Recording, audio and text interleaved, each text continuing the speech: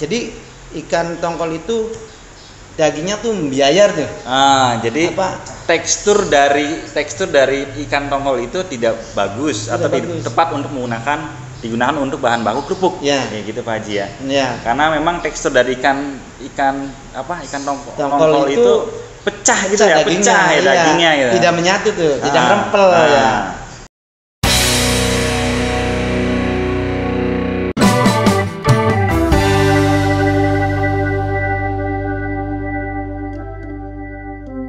Baik teman-teman ya, kali ini kita akan membahas langsung ya dengan pemilik usaha yang tadi sudah kita kupas ya, proses, terus juga kita melihat ruangan sampai ke produknya. Nah kali ini kita tanya jawab nih dengan sang pemilik ya, Pak Haji Sunarto ya, oke. Pak Haji yang kita kenal Haji Narto, tapi panjangannya Pak Haji Sunarto. Oke, mungkin Pak Haji bisa perkenalkan ke teman-teman nih. Baik, terima kasih atas perkenalan ini. Mudah-mudahan kami pun bisa membeberkan berbagi ya Pak Haji ya. Berbagi kait-kait kiat-kiat tentang usaha kita. Baik, perkenalkan nama saya Atto Sunarto. Ya.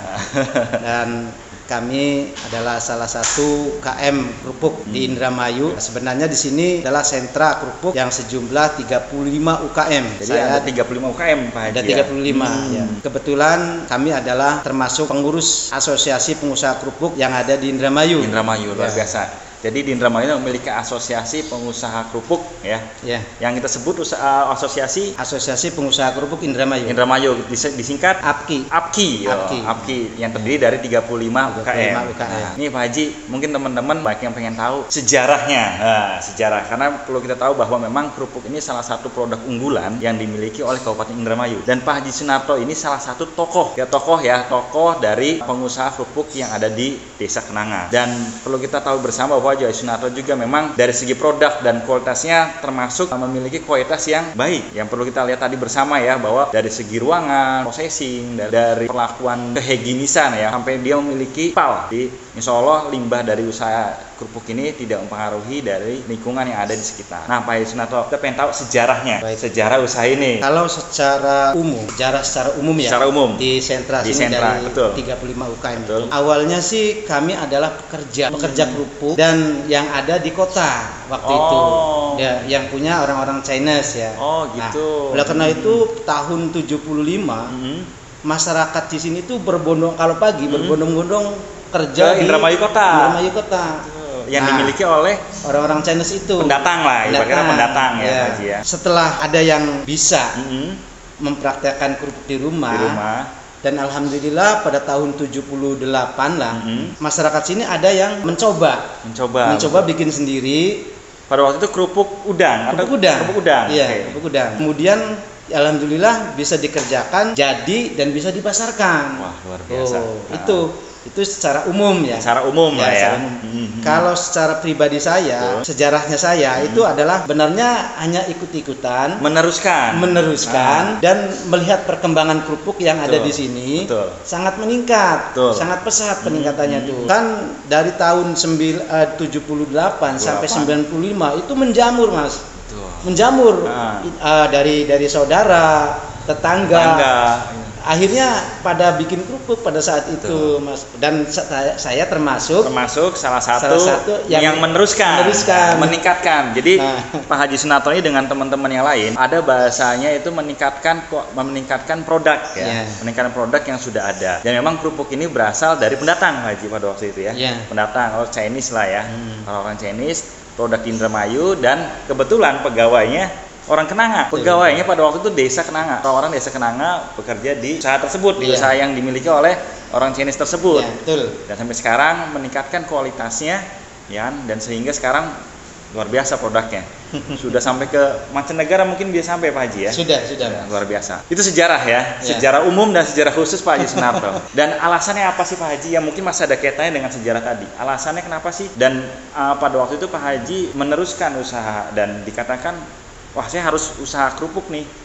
apa sih yang menjadi satu yang ada di benaknya Pak Haji harus meneruskan usaha kerupuk ini atau meningkatkan usaha? Ya, kalau kita lihat dari kuliner orang Indonesia, ya, itu tidak lepas dari kerupuk. Tidak dari kerupuk. Kalau makan ya. Termasuk saya, Pak Haji. Ya. Kalau nggak ada kerupuk nggak asik. Iya.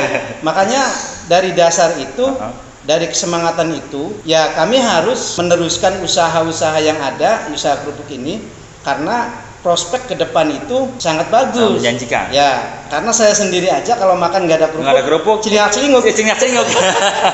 Itu bahasa Indramayu, ya, celingak-celinguk. Boleh dikatakan sekarang itu ya, dulu 4 sehat 5 sempurna. Betul. Kan sempurnanya kan susu. Sekarang 4 sehat 5 kerupuk. Oh, luar biasa. 4 sehat 5 kerupuk. 5 kerupuk. Ya. Jadi dari susunya dihilangkan jadi kerupuk. Luar biasa ya, memang betul. Kerupuk kenapa semakin hari semakin meningkat? Karena memang kerupuk adalah salah satu menu ya Pak Haji ya. Ya, menu makanan orang Indonesia secara umum, dan bukan hanya sebagai menu makanan, dan kerupuk juga menjadi satu makanan cemilan yang digemari oleh masyarakat. Ya. Oke. Nah, terus Pak Haji, yang pasti setiap usaha memiliki niat, dan kedua memiliki satu modal. Kalau boleh tahu Pak Haji, awal memulai modal itu dari mana sih? Kalau untuk modal awal itu tentunya kan uang nembe usaha ya. Jadi pihak perbankan kan belum tahu. Ya. Nah, otomatis ya kalau awal mandiri, modal sendiri. Ya, okay. Modal sendiri. Masih ingat nggak Pak Haji pada waktu itu? Modalnya berapa? Waktu awal saya modal 15 juta. Itu 15 tahun juta. 97 itu. Wah, luar biasa. 15 juta. 97. Ya. 15 juta. Ya. Dibelikan ya tapioka sama bahan baku yang lainnya. Kayak udang, ikan. Tapi peralatan sudah ada pada sudah waktu ada. itu. Oh, gitu. Nah. Apa memang sebelumnya Pak Haji sudah mempersiapkan alat-alat untuk pembuatan kerupuk itu? Iya, betul. Jadi kalau memang di global semua dari alat-alat sih memang lebih dari 15 juta. 15 juta. Sekitar 50-an lah. Ya. Nah, sekitar 50-an. Nah, karena ya itu artinya alat-alat sudah siapkan, modal awal untuk produksi ya sekitar 15 jutaan. 15 juta. Itu modal sendiri. Betul. Ya, semuanya modal sendiri. Modal sendiri ya. Karena bank juga perbankan belum bisa menganalisis ya kan, karena memang personalnya Pak Haji belum ada kerjasama dengan pihak perbankan. Ya. Dan 15 juta itu digunakan untuk modal berputar. Betul Pak Haji ya. Dan 35, karena tadi Pak Haji menyatakan bahwa kurang lebih 50 juta ya untuk modal awal plus investasi. Ya. Jadi 35 itu investasi yang berupa semacam oven mungkin Pak Haji ya. Terus peralatan-peralatan lainnya. Mixing pada waktu itu sudah menggunakan mesin atau masih manual? Masih manual, Mas. Oh. Waktu itu masih manual, hanya beberapa aja yang mesin tuh. Hanya mesin potong manual. Penggiling semuanya masih manual sih ya. Penggiling ikan daging juga masih manual masih ya. Diputer tangan, ya. Kayak apa namanya? Kayak giling daging atau giling kacang. Giling kacang ya. Bumbu kacang gitu. Oke, luar biasa. Jadi perjuangan pada waktu itu dengan modal sendiri, niat yang bulat, usaha berjalan. Pasar pada waktu itu Pak Haji, apakah mengalami kerugian? Apa memang pasar sudah terbentuk pada waktu itu? Jadi pasar memang ada sebagian yang sudah terbentuk. Sudah terbentuk ya. Tapi perjalanan pasar itu, kita kan istilahnya mau usaha, mau mengembangkan usaha kita. Betul. Otomatis kita melebarkan sayap untuk pemasaran ini. Ya. Nah, disitulah kendala-kendala yang banyak lah. Banyak ya. Semakin besar semakin besar target pasarnya, yang pasti modal juga dikembangkan. Iya.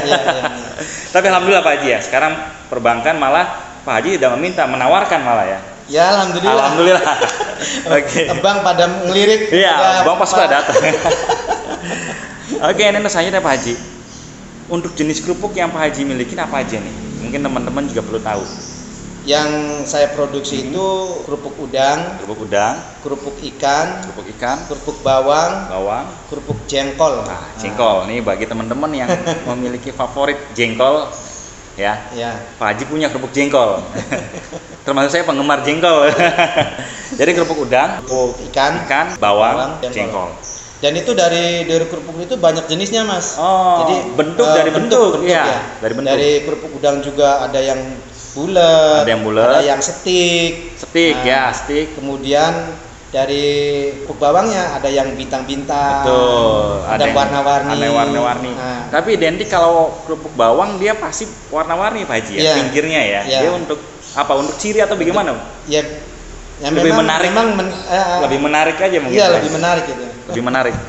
Dan nanti juga kita bisa melihat bahwa memang jenis-jenis dari bentuk kerupuk udang sendiri yang banyak jenisnya. Tadi yang disebutkan Pak Haji sebutkan stik ya, terus yang bulat, yang lidah Pak Haji ada ya? Yang lidah ada. Tadi Mas Jaki sedikit menjelaskan bentuk lidah gitu kan. Lidah, ya. Jadi dan lidah itu memanjang. Memanjang dia.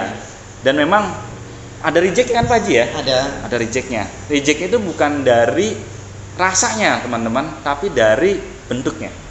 Betul Pak Haji? Ya, jadi sisa sisiran yang tidak membentuk utuh. Itu namanya reject. Itu reject, tapi tidak mempengaruhi rasa, hanya bentuknya saja kurang cantik ya Pak Haji. Nah, oke. Bahan baku mungkin sekilas saja Pak Haji. Bahan baku utama yang dibutuhkan untuk pembuatan kerupuk apa aja tuh Pak Haji?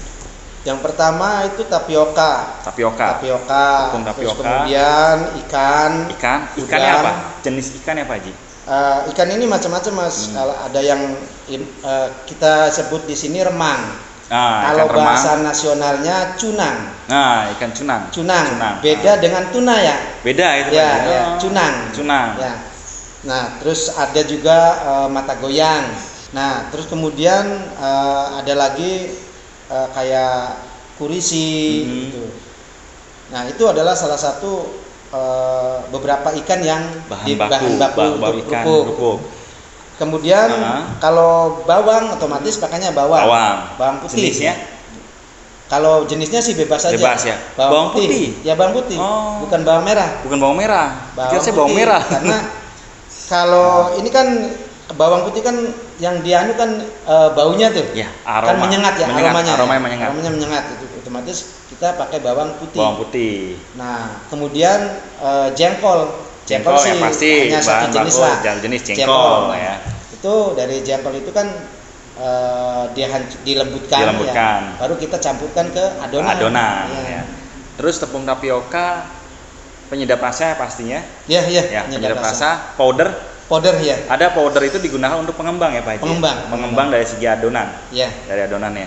Oke, insya Allah nanti dari teknis secara detail kita juga punya cuplikannya. Nanti teman-teman bisa melihat ya proses pembuatan kerupuk secara detail. Nah, untuk bahan baku ikan nih Pak Haji, kenapa menggunakan bahan baku ikan yang tadi Pak Haji sebutkan? Alasannya apa tuh Pak Haji? Alasannya kan banyak tuh ikan semacam kayak kita tahu empe-empe itu dari ikan tuna, betul Pak Haji ya. Terus ada ikan gabus, mungkin salah satu produk ikan yang bisa jadi bahan olahan. Kenapa tuh harus ada ikan-ikan yang tadi Pak Haji? Yang pertama kita diambil dari sisi harga. Jadi sisi harga itu masuk apa enggak? Betul. Kalau yang disebutkan tadi ikan gabus, ikan tuna, itu memang bisa. Hanya kosnya ini ngerusak kalkulator enggak? Jadi nolnya jangan sampai terlalu banyak Pak Haji ya. Jadi betul. Ikan-ikan yang semuanya tadi Pak Haji itu ikan-ikan yang terbilang dari segi itu ekonomis. Ya. Kenapa nggak pakai lele Pak Haji? Nah, sekarang ada beberapa ikan yang nggak bisa dipakai untuk kerupuk. Yang pertama kayak tongkol. Tongkol nggak bisa karena itu dagingnya itu hitam. Apa namanya? Bukan hitam. Tidak mengandung apa ya? Jadi ikan tongkol itu dagingnya tuh membiayar tuh. Jadi tekstur dari ikan tongkol itu tidak bagus atau tidak tepat untuk digunakan untuk bahan baku kerupuk. Ya. Kayak gitu Pak Haji ya. Ya. Karena memang tekstur dari ikan tongkol itu pecah gitu ya, dagingnya gitu. Tidak menyatu tuh, tidak rempel ya. Kemudian dari lele. Dari lele itu kan dia mengandung minyak, Mas. Lemaknya. Banyak lemaknya. Jadi lele itu kalau dibikin kerupuk nanti pecah-pecah juga kerupuknya karena mengandung lemak. Tuh, teman-teman. Soalnya dari Pak Haji tadi ada yang bisik-bisik ke kita ya, teman-teman ya. kenapa sih kok nggak digunakan bahan bakunya lele? Karena lele dari segi harga dan persediaan dari produk itu sendiri banyak. Tuh ya teman-teman sudah dijawab oleh Pak Haji. Kemudian dari segi itu juga kembali ke harga, hasil ya, misalnya harga lele 17.000. Apakah dibuang kepala dan diambil dagingnya itu mencapai 20.000 atau mencapai termasuknya murah atau mahal gitu? Maksudnya gitu. Itu. Ya betul. Jadi kita kalkulasi juga. Jangan melihat dari keseluruhan. Iya. Ya betul Pak Haji ya. Kita hanya melihat dari dagingnya. Iya. Oke. Karena lele kan kepalanya dibuang. Gede, termasuk besar. Ya kan Pak Haji ya. Luar biasa, ini informatif juga. Ini banyak sisi-sisi yang perlu kita ketahui, sisi dari pembuatan kerupuk. Jadi menurut teman-teman yang pengen mencoba untuk membuat kerupuk, jangan asal-asalan mencari bahan bakunya Pak Haji ya. Iya betul. Ikan tertentu yang tadi Pak Haji Narto yang sudah disebutkan. Ikan apa lagi Pak Haji? Sudah mungkin ya itu ya. Sudah. Mungkin. Terus juga memang kalau lele aromanya kurang menyengat Pak Haji ya.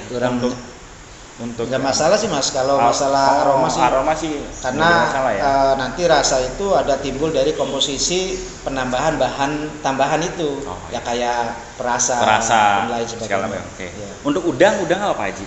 Kalau udang tentunya kalau kita udang pecin ya, yang murah-murah. Ya. Kalau udang windu itu nggak masuk Pak Haji. Kurang masuk. Oke. Kita lanjut ke pertanyaan selanjutnya. Nah, Pak Haji terbilang produknya juga lumayan besar. Pemasarannya kemana aja nih Pak Haji? Ya, yang sudah berjalan. Alhamdulillah pemasaran kami sudah meliputi Jawa Barat, Jawa Tengah, Jawa Timur. Tapi untuk luar Pulau Jawa memang kami masih kurang untuk produksinya. Karena sementara produksi yang saya produksi ini baru mencapai 2,5 ton per hari. 2,5 ton per hari teman-teman. Baru meliputi yang ini aja, Jawa Barat, Jawa Tengah, Jawa Timur. Luar biasa. Dan itu pun tidak keseluruhan Jawa Timur. Semuanya, hanya beberapa pasar. Ya. Jadi teman-teman, ini luar biasa banget. 2,5 ton itu kering Pak Haji ya? Kering ya, bukan dalam kondisi basah ya? Kering. Jadi per hari produksi dari Poklasar sentra kerupuk itu menghasilkan 2,5 ton kerupuk kering. Ini luar biasa banget. Dan dipasarkan khususnya di Jawa Barat, Jawa Tengah, dan Jawa Timur. Ini luar biasa banget. Oke. Kenapa Pak Haji untuk kemasan di luar kota, di luar pulau itu masih sedikit, atau karena memang produksinya?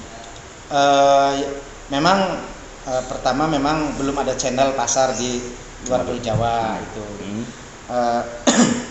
Kemudian kami pun kalau misalnya untuk mengembangkan pasar ke luar pulau, otomatis saya harus menambah modal dan mempersiapkan beberapa kali lipat lagi kan. Itu. Tapi Pak Haji tidak menutup peluang untuk teman-teman mungkin yang mau bermitra dengan Pak Haji, tidak ya? Tidak. Kalaupun misalnya ada peluang agen di luar Pulau Jawa. Ya kami pun masih sanggup, masih siap. Tuh teman-teman, Pak Haji siap untuk membuka PO ya, reseller bagi teman-teman yang di luar Pulau Jawa. Untuk membuka pasarnya, dijamin rasanya luar biasa enak banget. Oke, untuk pemasaran tadi sudah. Nah ini Pak Haji, kelemahan dan kelebihan atau tantangan dan peluang ya dari usaha kerupuk itu apa sih gitu loh? Ya kita sudah tahu ya bahwa di pasar itu memang banyak jenis kerupuk di pasaran. Betul. Nah, untuk menyikapi tantangan pasar itu, ya kami harus memproduksi pertama memang standar. Ya. Nah, kedua memang harus ada khas kerupuk kita. Dari ciri khas yang lain, ciri khas ya. Agar walaupun banyak kerupuk di pasar, betul. Ya istilahnya kita dicari gitu. Nah, itu aja Sri Tanjung yang enak. Yang enak. Berarti Sri Tanjung memilih ciri khas enak. Enak, itu. Yang lebih spesifik Pak Haji. Ciri khasnya apa Sri Tanjung nih? Kalau ciri khas yang lebih spesifik, kami ya tentunya memberikan inovasi-inovasi. Betul. Perbedaan dari bentuk-bentuk kerupuk itu yang lebih spesifikasi. Oke. Jadi memang bentuk itu pun tidak serta-merta Pak Haji asal membuat atau tidak ada alasan. Memang ini berdasarkan permintaan konsumen ya Pak Haji ya. Ada yang bentuknya stick, ada yang bentuknya bulat, ada yang bentuknya lidah. Itu karena memang berdasarkan keinginan dari pasar. Betul. Nah, untuk kelebihan apa nih Pak Haji? Tadi kelemahan ya. Jadi untuk tantangannya tadi banyak pesaing. Nah, untuk kelebihannya ya peluangnya. Ya tadi ya yang kita sebut bareng-bareng ya Pak Haji. Iya, ya tadi itu. Iya, apa namanya? Motivasi, memberikan rasa yang khas gitu. Terus juga peluangnya juga memang kerupuk mudah diterima di masyarakat Indonesia. Iya. 4 sehat, 5 kerupuk. Itu slogannya teman-teman. 4 sehat, 5 kerupuk. Oh, nanti dimarahin sama dokter. Susunya dihilangkan. Susunya memang udah terkandung di dalam kerupuk. Di dalam kerupuk. Wah, luar biasa. Oke. Nih Pak Haji, pertanyaan nih tunggu-tunggu teman-teman ya. Pasti di dalam setiap usaha memiliki analisis. Atau kita berbicara berapa sih modal yang dibutuhkan untuk membuat kerupuk dan berapa sih keuntungan yang akan didapat, gitu kan? Mungkin nanti bisa dipersempit lagi lebih ke per kilo mungkin Pak Haji. Iya. Secara umum aja. Nih, soalnya nanti kita setelah sesi ini teman-teman kita juga akan membuat satu konten lagi yang khusus untuk membahas secara detail dari usaha ini, dari segi aspek analisa usaha dan kelebihan dan kekurangannya. Nah mungkin nanti Pak Haji akan menjelaskan secara umumnya saja ya Pak Haji ya. Modal berapa sih per kilo dan sehingga menghasilkan uang berapa setelah kita jual. Nah, itu Haji. Ya kalau kita kalkulasi untuk modal usaha ini kita hitung per kilonya dari bahan tapioka, ikan atau udang atau bawang ya atau jengkol itu kita hitung produksi 1 kilo itu biaya 10.000 ya 10.000. Nah nanti kita jual 11.000 atau 12.000. Oh gitu. Jadi keuntungannya memang terbilang tidak terlalu besar Pak Haji ya? Tidak. 10-15% mungkin Pak Haji ya? Iya betul. Nah itu sudah termasuk pegawai, pegawai, packing dan segala macam operasional. Sudah Mas, sudah. Itu 10.000 teman-teman. Itu saya gambarkan di kualitas yang ekonomisnya. Nah, yang standar lah. Standar. Ada yang premium Pak Haji? Ya kalau yang premium kita bisa meningkatkan keuntungan kita. Oh gitu. Ya, jadi memang modalnya agak besar. Agak besar. Tapi kan kita keuntungan nanti diperhitungkan ya sekitar 3.000 lah. Oh gitu. Kalau yang premiumnya. Yang premium. Kenapa bisa 3.000? Karena apa? Karena ada beberapa bahan ya dan beberapa semacam kayak plastik ya Pak Haji ya. Tenaga kerja, terus proses pembakaran segala macam operasional itu sama, yang membedakan dari bahan baku. Ya, jadi kenapa keuntungan lebih besar yang menjual premium dibandingkan produk yang standar. Kualitas yang standar. Berarti kita menjual di angka 13.000 ya Pak Haji ya. Itu harga end user atau harga reseller Pak Haji? Harga ya dari kami. Oh gitu. Jadi di pasar itu beda lagi. Ya, berarti itu harga reseller teman-teman. Kalau ke end user itu mungkin tadi para reseller tadi untuk menjual mungkin dia akan menaikkan di angka 1.000 sampai 2.000 juga Pak Haji. Iya betul. Betul. Tapi ini menjanjikan, ini menguntungkan. 10% terbilang masih dikatakan bagus Pak Haji. Jadi kita menjual 10.000 dengan keuntungan di angka 20%.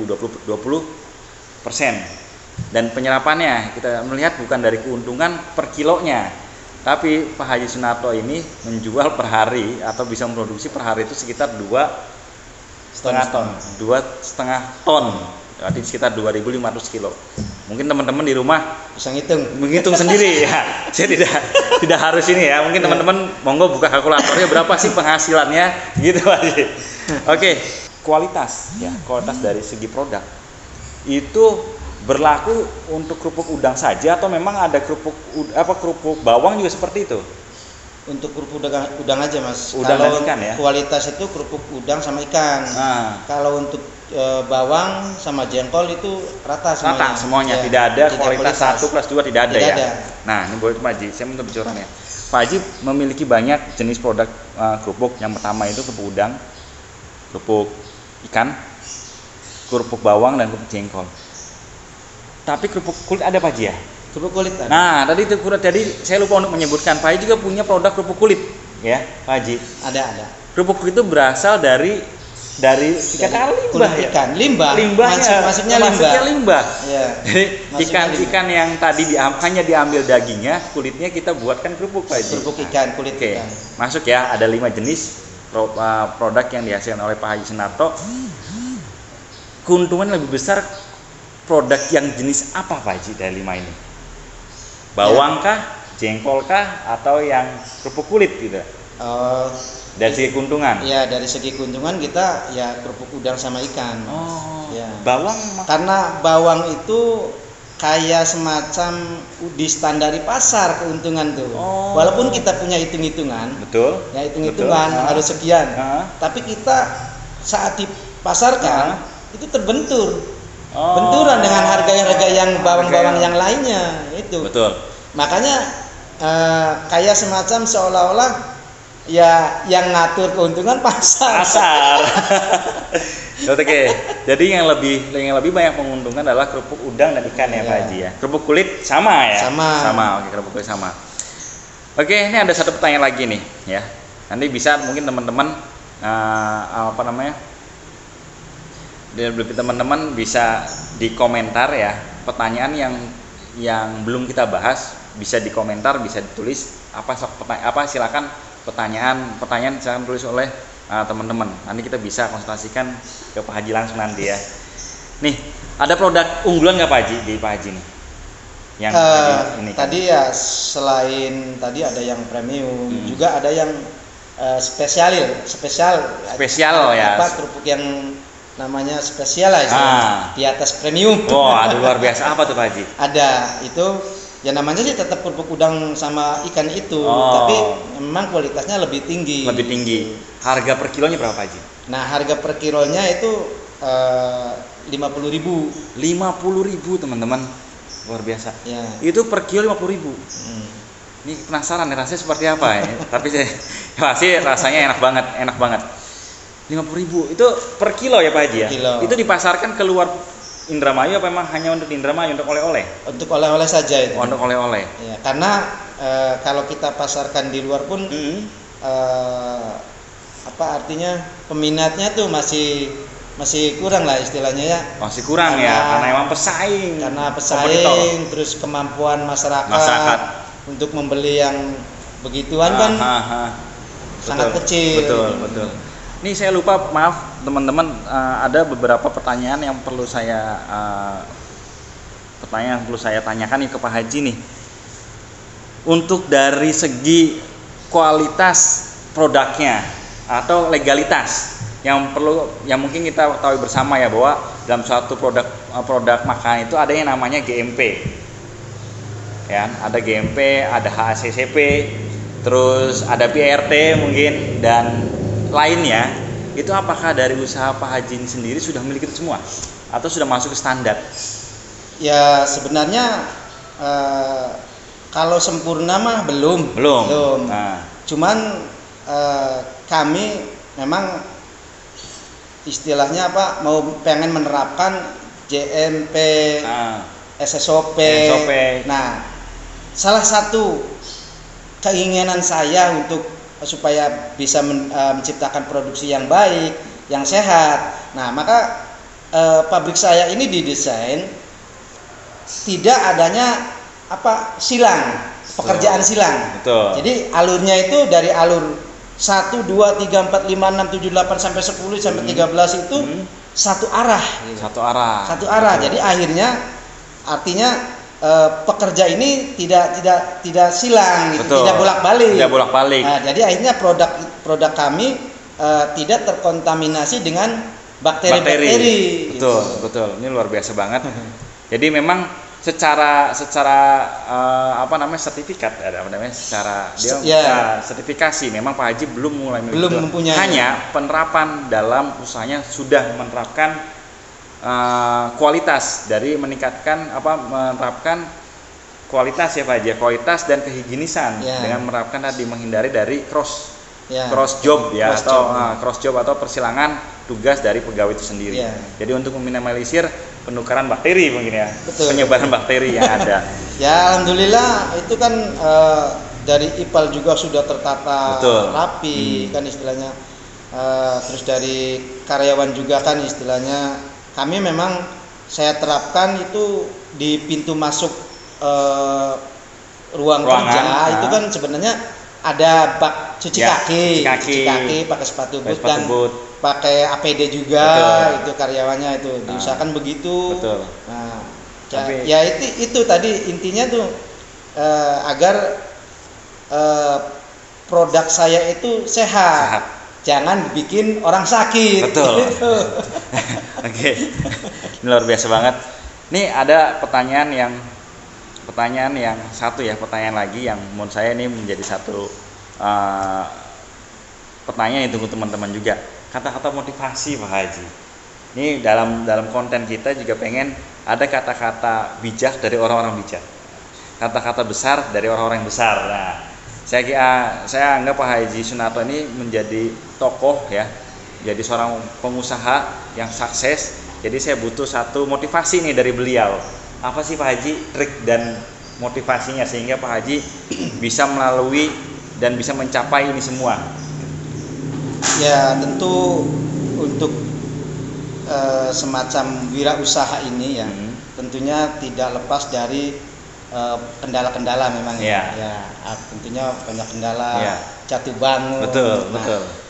Di saat kita dan bukan kita, saya sendiri pernah mengalami jatuh bangun juga karena dari awal itu tidak langsung memulai usaha langsung naik langsung jalan gitu ya. Saya juga memang jatuh bangun. Betul. Gitu. Makanya ya ada istilahnya tadi apa namanya? Kata-kata motivasi. Kata-kata motivasi. Nah, itu untuk pribadi saya sih sebenarnya. Untuk pribadi saya. Jadi di saat kita menemui kendala ataupun tantangan ya kita harus tabah. Harus ulet, harus tekun. Kenapa sih saya begini? Dicari kesalahan-kesalahan kita. Nah, apa kesalahan kita? Gitu. Nah, kemudian kalau kita udah niat mau memproduksi suatu barang atau mau usaha, itu harus timbul dari hati nurani yang paling dalam dari kita itu. Biasa. Jadi jangan setengah-setengah. Artinya itu dan usaha itu bisa berjalan, bisa bisa berkembang dari hati kita sendiri. Luar biasa. Jadi, jangan istilahnya jangan jatuh langsung oper alih cari usaha yang lain. Itu yang jadi menteh pribadi kita. Jadi tidak tidak matang, menteh itu tidak matang teman-teman. Makanya tadi saya bilang dari hati yang paling dalam kita mau usaha itu, itu tanamkan di sini. Betul. Ini luar biasa banget Pak Haji memberikan kata-kata motivasi yang mungkin kalau kita sebutkan yang pertama itu jangan pantang menyerah. Betul Pak Haji. Betul. Jangan pantang menyerah, harus kuat dan tabah. Dan apabila suatu kendala, telusuri permasalahan dari mana, selesaikan dan kembali lagi Pak Haji. Ya Pak Haji, itu adalah dari hati. Kita melakukan sesuatu itu dari hati. Luar biasa banget nih kata-kata motivasi banget teman-teman, inspirasi banget. Jujur dengan ada saya ini motivasi saya untuk saya pribadi Pak Haji bertemu dengan orang-orang yang besar saya Pak Haji ini memberikan satu motivasi kita semua gitu lah. Wah luar biasa banget. Ya artinya dari lubuk hati itu senangilah kerjaan kita itu. Kalau kita senang dengan pekerjaan itu, ya otomatis istilahnya tidak ada beban. Tidak ada beban. Iya. Betul banget Pak Haji.